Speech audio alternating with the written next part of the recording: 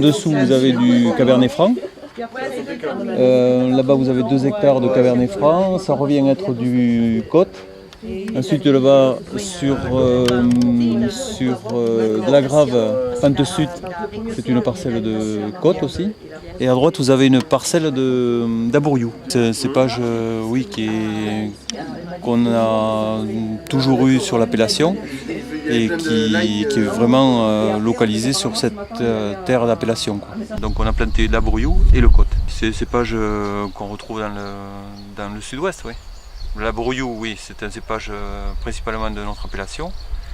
On en retrouve un peu dans le pays nantais, mais c'est marginal. Et nous, ici, par contre, on a des cuvées d'Abouriou qui commencent à prendre la notoriété parce que on arrive à faire des produits qui sont atypiques ou différents de ce qu'on peut faire avec des cabernets ou des merlots. Sur l'appellation, on est autour de 100 hectares.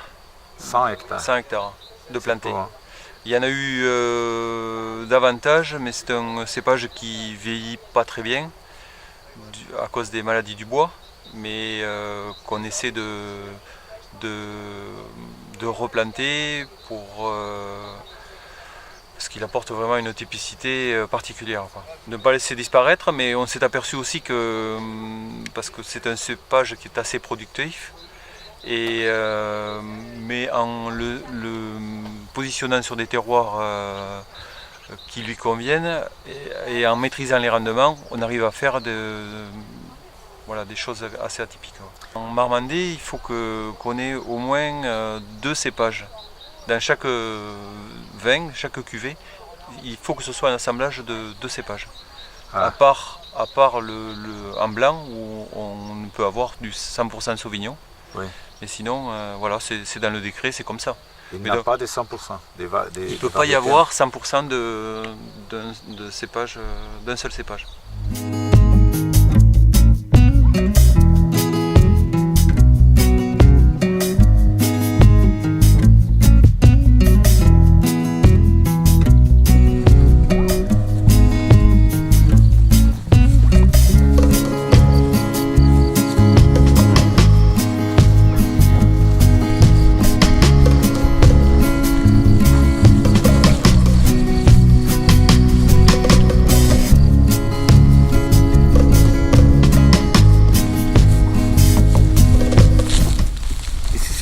Les Morbec. Oui.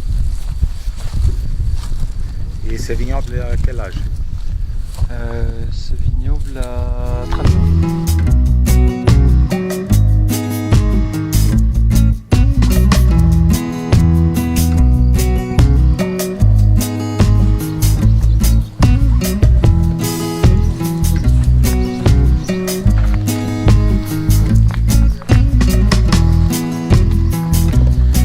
Le vin est dans votre vie depuis quand? De tout temps à jamais, je suis né mes parents avaient déjà un vignoble. Voilà l'Abouriou.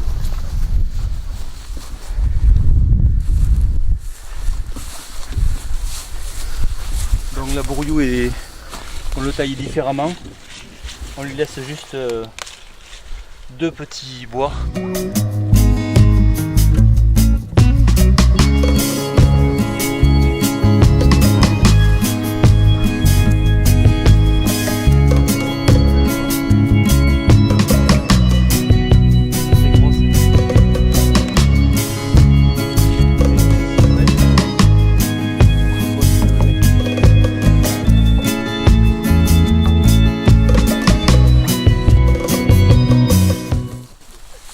Donc c'est des tailles très courtes, juste 2 coursons. On laisse 5-6 bois par cep et c'est largement suffisant pour assurer la production.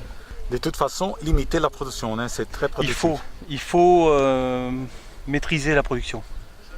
Suivant le produit qu'on veut faire, on laisse un certain nombre de bois et après on pratique une vendange en verre s'il y a encore trop de production. C'est la terre d'Abouriou. Oui, l'Abouriou, on espère que ce sera notre cépage un des endémique de l'appellation du Marmandais. Au moment des vendanges, et le premier cépage qu'on ramasse, il est très précoce.